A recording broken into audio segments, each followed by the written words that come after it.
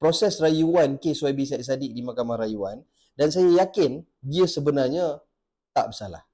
Saya nak cerita beberapa benda pasal kes YB Said Saddiq ni.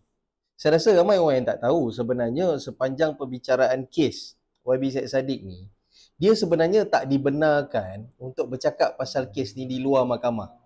Jadi that's why tak banyak tengok dia komen pasal kes ni. Dia nak pertahankan diri dia ke apa ke. Bukan sebab dia tak nak. Sebab dia tak dibenarkan untuk bercakap pasal benda-benda ni di luar mahkamah.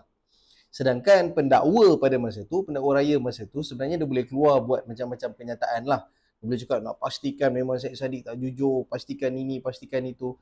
Tapi YB Said Saddiq tak boleh balas. Sebab apa? Dia tak dibenarkan keluarkan kenyataan di luar mahkamah. Punya parah kes tak nak benda ni dibicarakan keluar mahkamah.